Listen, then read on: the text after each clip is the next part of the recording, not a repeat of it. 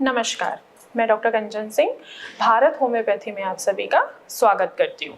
और आज के इस वीडियो में मैं आप सभी से बात करने वाली हूँ कि आखिर क्यों किडनी के पेशेंट को मिल्क या मिल्क से बनी चीज़ों के लिए हम डॉक्टर्स उनको मना करते हैं। आखिर क्यों, इसका क्या नुकसान होता है अगर एक किडनी का पेशेंट मिल्क यानी कि दूध या दूध से बनी चीज़ों का वो सेवन करता है। तो चलिए वीडियो को स्टार्ट करते हैं। किडनी का काम है कि हमारे ब्लड को फिल्टर करना, साथ ही साथ हमारे ब्लड प्रेशर को बैलेंस करना, इसके अलावा जितने भी इलेक्ट्रॉल्स हैं उनको बैलेंस करना और साथ ही साथ एसिड को भी बैलेंस करना, ये हमारे किडनी का ही काम है। लेकिन जब हमारी किडनी अच्छी तरीके से वर्क नहीं कर पाती है, चाहे वो ब्लड प्रेशर के वजह से हो, चाहे वो शुगर की वजह से हो, तो क्या है कि वो एसिड को भी बैलेंस नहीं कर पाती है, जितने भी इलेक्ट्रॉल्स हैं उनको भी बैलेंस नहीं कर पाती है। फॉस्फोरस हो गया, सोडियम हो गया, पोटेशियम हो गया, इनको भी वो बैलेंस नहीं कर पाती है। हम बात कर रहे थे कि आखिर एक किडनी का पेशेंट दूध क्यों नहीं ले सकता है। तो दूध क्या है, इसमें लैक्टिक एसिड होता है। बहुत सारे पेशेंट हैं क्या है कि जो लैक्टिक को वो टॉलरेट नहीं कर पाते हैं, यानी कि वो मिल्क को डाइजेस्ट नहीं कर पाते हैं। जब वो मिल्क लेते हैं तो उनको कब्ज की होने की समस्या बढ़ जाती है, पेट में दर्द होने की समस्या बढ़ जाती है, वॉमिटिंग होने की समस्या बढ़ जाती है और साथ ही साथ नोजिया भी फील होता है। इसके वजह से जो उनका गट है वो डिस्टर्ब हो रहा है, यानी कि उनका इंटेस्टाइन जो है वो डिस्टर्ब हो रहा है। सीलियक डिजीज के पेशेंट क्या है वो सफ़र करने लगते हैं, यानी कि सीलियर डिजीज भी किडनी पेशेंट को होना स्टार्ट हो जाता है। हम बात कर रहे हैं दूध की, तो दूध से बनी क्या क्या आइटम्स होती हैं, जैसे कि पनीर हो गया, दही हो गया, लस्सी हो गया। हम सबसे पहले बात करते हैं दही की और लस्सी की। दही और लस्सी, इसमें लैक्टिक एसिड की मात्रा क्या होगी, ज़्यादा होगी। जहाँ पे एसिड आ गया तो समझ जाइए कि आपका क्या है, किडनी एक तो पहले से ही वर्क नहीं कर रही है, ऊपर से आप एसिड की मात्रा और बढ़ा रहे हैं, तो क्या होगा, आपका क्रेटिनिन जो है वो बढ़ा हुआ दिखेगा। साथ ही साथ दूध में और जितने भी डेयरी प्रोडक्ट हैं, जैसे कि पनीर है, दूध है, लस्सी है, छाछ है, इनमें क्या है, इसमें फॉस्फोरस की भी मात्रा पाई जाती है, पोटेशियम की भी मात्रा पाई जाती है और प्रोटीन की भी मात्रा पाई जाती है।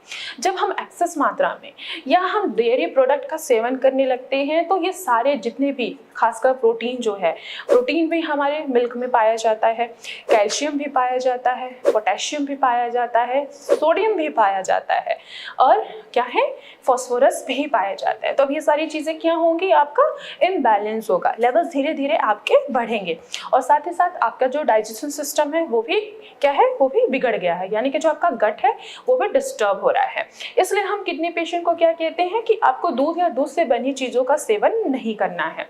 आपको ऐसे फलों का, ऐसे सब्जियों का सेवन करना है जिनमें फॉस्फोरस की मात्रा भी ना के बराबर हो, पोटेशियम की मात्रा भी ना के बराबर हो। तो आपको ऐसे कौन से सब्जियां खाना है, जैसे कि ग्रीन लीफी वेजिटेबल्स का आपको तो बिल्कुल भी सेवन नहीं करना है। ऐसे सब्जियों का सेवन करना है जो जमीन के ऊपर उगती हैं, लौकी हो गया, घिया हो गया, तोरी हो गए, टिंडे हो गए। इनमें पोटेशियम तो होता है पर ना के बराबर होता है, सोडियम भी होता है, फॉस्फोरस भी होता है, लेकिन ये ना के बराबर होते हैं। हाँ, अगर जिन पेशेंट को मिल्क की हैबिट होती है, वो मिल्क के बगैर नहीं रह सकते हैं, या जिनका क्रेटिनिन 1.3 है या 1.4 के करीब है या 2 के करीब है, तो हम पेशेंट को मिल्क अलाउ करते हैं, पर टोन मिल्क अलाउ करते हैं, बिना मलाई वाला दूध लेने के लिए हम उनको सजेशन देते हैं। पर दूध जो है बिल्कुल प्योर फॉर्म में नहीं लेना होता है, उनको हम पानी मिक्स करा के ही पेशेंट को सजेशन करते हैं कि आपका क्रेटिनिन 2 है या 1.4 है, 1.5 है या 2.1 है, तो आप मिल्क का सेवन करिए पर मलाई वाला दूध ना लें। हम दही के लिए स्पेशली मना करते हैं, क्यों, क्योंकि दही में क्या है, लैक्टिक एसिड है, एसिडोसिस की मात्रा बढ़ जाएगी। किडनी ऑलरेडी आपका क्या है, सफ़र कर रही है, वो एसिड को बैलेंस नहीं कर रही है, आपके ब्लड में मेटाबॉलिक एसिडोसिस बढ़ रहा है। तो जब आप कर्ड खाएंगे, लस्सी लेंगे, तो आपका क्या होगा, ब्लड में मेटाबॉलिक एसिडोसिस बढ़ना स्टार्ट हो जाता है और क्रेटिनिन जो है वो उछलने लगता है, यानी कि वो ऊपर ऊपर आपका बढ़ने लगेगा। जहाँ आपका क्रेटिनिन 2 है, जहाँ आपका ब्लड यूरिया एटलीस्ट 60 है, 70 है, तो आप देखोगे एटलीस्ट 5 डेज बाद अगर आप रिपोर्ट करा रहे हो या 15 डेज बाद आप रिपोर्ट करा रहे हो तो उसमें आपका क्रेटिनिन जो है वो बढ़ा हुआ ही मिलेगा।